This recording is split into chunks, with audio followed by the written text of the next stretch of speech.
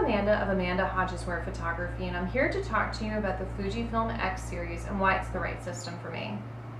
I've been in business for about 5 years now, and I shoot mostly weddings and portraits, and now newborns. I started out with Canon, which was a fantastic system for me.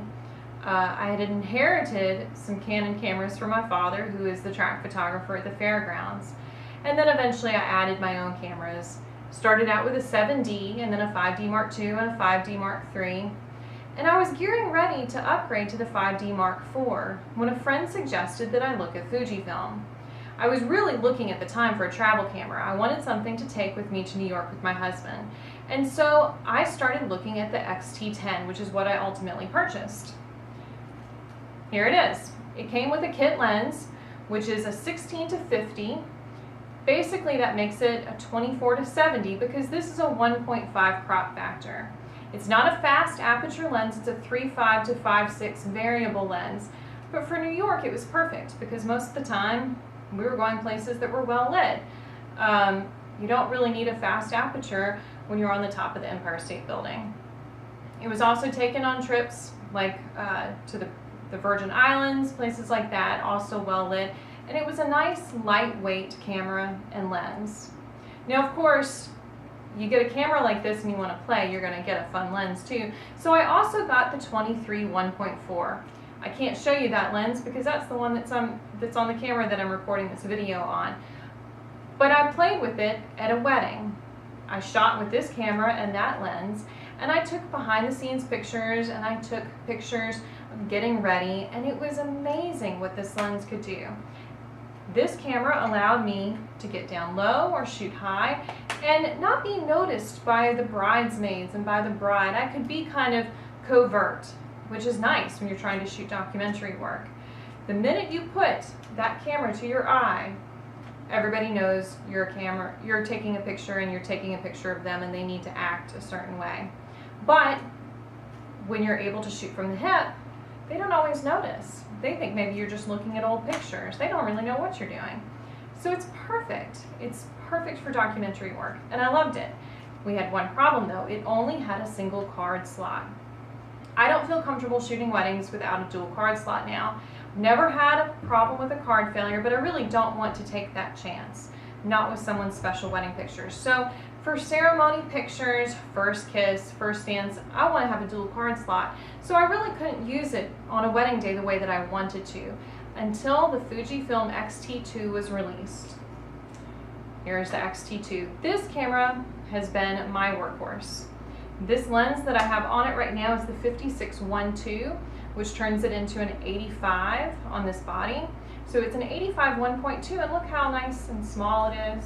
Hold it easily one-handed, two-fingered. This is a great camera lens combo. So what I do is I carry two cameras when I shoot portraits and when I shoot weddings, and I have the 23 1.4 on one and this 85, essentially 85 1.2, the 56 1.2. And I'm able to capture my whole day with these two lenses. I have other backups, of course, as you should, but these are my go-to lenses. What I love about this camera, of course, is the electronic viewfinder and the tilt screen. The electronic viewfinder is beautiful because it allows me to see exactly the exposure that I'm going to get when I look through it. Exactly the white balance that I'm going to get when I look through it. So you make far less mistakes. Now granted, you should know when you are taking pictures at this stage in the game, if you're shooting weddings, what your exposure should be, where your settings should be. However, sometimes things change quickly. What if you're shooting a ceremony outside and a cloud comes and blocks your light? And you're in the moment and you're taking that first kiss picture and you don't even notice that the light changed because it happened so suddenly.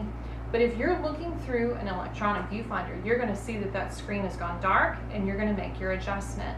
And it's as simple as moving that aperture dial or moving your ISO or moving your shutter because it's all right there at the top of the camera. There's no pushing buttons and going through menus. It's very intuitive, especially if you're someone who ever shot with film cameras. This is a great system for so many reasons, but those are my favorite things. I also like the weight. This is what I had been using. Oh, it's a beast, I can barely hold it. 70 to 200 with a 1D Mark IV. This is a heavy duty camera. I was using this along with the 5D Mark III. This is an incredible camera, and I still use it when I shoot at the racetrack. I still use it if I'm taking pictures of fast-moving dogs or cars or horses, whatever I need. It's a great camera for that. However, it's heavy, and it's not great for me for weddings, personally. I don't want to carry that much weight around during the day. Now, some people criticize the Fujifilm X Series because they say, well, it's a crop sensor. You know, only amateurs shoot with a crop sensor. Well, that doesn't sound very smart, because a full frame is nothing but a crop sensor itself. It's not medium format. Unless you're shooting with a Pentax 6x7, you're shooting with a crop. That's just how it is. So yes, this is not as big of a sensor as, say, you know, a full frame sensor, a 5D Mark IV, or, you know, one of the Nikon cameras. However, it still has wonderful resolution. It still takes beautiful pictures with amazing color rendition. So that's kind of a relevant point that some people make. But this is a wonderful system. It's great for travel. It's great for weddings. I really like it now because I've started shooting newborns. And what I'll do is I'll take a wrist strap, I'll attach it to my hand, and I can do nice pictures over the babies in the basket or wherever, nice overshots, without having to bend over and look through that viewfinder and, you know, break my back basically doing it. So it's a really good system, especially if you have any joint problems or aches or pains, but it takes beautiful pictures. I mean, there's no doubt about it. And so that's why it's the system for me. At the end of this video, I'm gonna show you a few pictures that I've taken over the years with these cameras. I still use that first one. I use it under the water. It's great because it is a less expensive camera. It's an older model, and I don't have to worry about if water gets into the housing, it's going to get destroyed. It doesn't really stress me out, and it takes amazing pictures. So I'm very happy with this system. Thanks for watching. If you have any questions or comments, please shout it out. Bye.